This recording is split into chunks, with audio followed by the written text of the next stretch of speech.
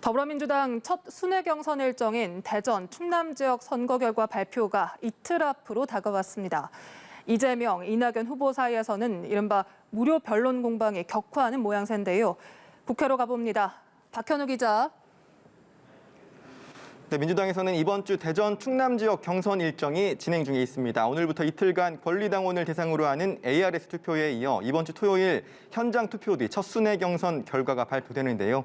첫 순회 경선 결과 발표가 가까워 오면서 후보 간 공방전도 격화하는 모양새입니다. 이낙연 후보는 오늘 오전 라디오에 나와 이재명 후보의 무료 변론 논란과 관련해 법적인 문제가 될 수 있다면서 수임료가 어느 정도였는지 등을 빠르게 설명하라고 포문을 열었습니다. 이에 이재명 캠프는 이낙연 캠프 등에서 변호사 규모와 수임 약정 등을 잘못 파악하고 있다면서 실체도 없는 것을 사실인 것처럼 부풀려 거칠게 휘두르는 이낙연 캠프의 네거티브는 출발부터 잘못됐다고 맞받았습니다. 양측의 이 같은 공방전 속 이재명 후보는 오늘 경기도의회에 출석해 경기도 추경 예산안 등 현안 질의에 답변하며 도정에 전념했습니다. 이낙연 후보는 월남전 참전자회 간담회에 이어 전국 자치분권 민주지도자회의와 정책협약을 가졌습니다.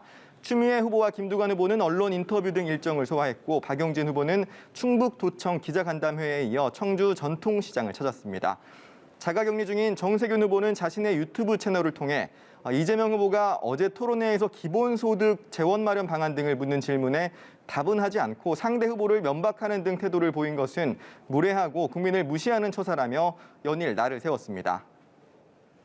국민의힘 상황도 살펴보죠. 야당에서는 역선택 방지 조항을 둘러싸고 오늘도 공방전이 이어지고 있죠. 네, 예비 후보들 간 역선택 방지를 둘러싼 공방이 격화하는 가운데 이준석 대표와 정홍원 선관위원장이 직접 확전자제를 당부하고 나섰습니다.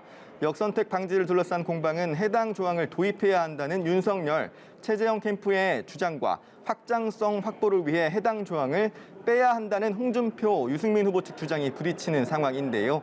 이와 관련해 선관위의 공정성 문제 등이 도마에 오른 것을 두고 정 위원장은 호소문을 통해 공정하고 사심 없는 경선을 이끌어 나가겠다면서 후보 모두 대의의 길에서 하나가 돼야 한다고 강조했습니다. 이준석 대표도 역선택 방지 관련 결정은 선관위 권한이라며 정 위원장에게 힘을 실어주는 동시에 후보들에게는 이 사안과 관련한 확전 자제를 당부했습니다. 윤석열 예비 후보는 오늘 특별한 일정을 갖지 않고 숨고르기를 하는 모습입니다. 홍준표 후보는 울산 신고리 5-6호기 원전 건설 현장 방문 일정을 소화했고 유승민 후보는 경기도 김포 고촌역에서 김포 도시철도 진행 상황을 점검했습니다. 원희룡, 최재형 후보는 각각 혁신 성장 관련 공약과 외교 안보 정책을 발표했습니다. 여당은 여당대로, 야당은 야당대로 이 캠프 간 공방전이 격화되는 모양새인데요. 이런 가운데 오늘 국민의힘 윤석열 후보와 관련해서 새로운 의혹이 제기됐죠.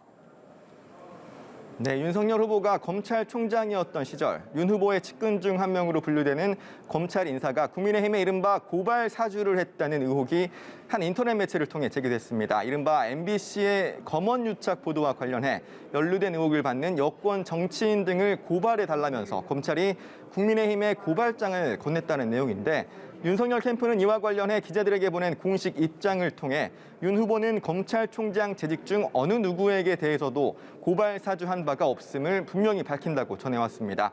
아울러 해당 보도 등과 관련해 법적 대응 가능성도 시사했는데요. 여권은 일제히 맹폭을 가했습니다. 이낙연 후보는 긴급 기자회견을 열어 국가 사정기관을 시정 잡배 수준으로 끌어내린 윤 전 총장의 검찰권 사유와 의혹 사건이라고 목소리를 높였고 정세균 후보도 SNS를 통해 사실이라면 국가 기반을 뒤흔드는 중대 범죄라며 공수처가 즉각 수사에 나서야 한다고 밝혔습니다. 법사위 여당 간사인 박주민 의원은 보도가 사실이라면 대한민국 검찰이 야당의 법무팀 역할을 자처했다는 것이라고 지적했습니다. 지금까지 국회에서 연합뉴스 TV 박현우입니다.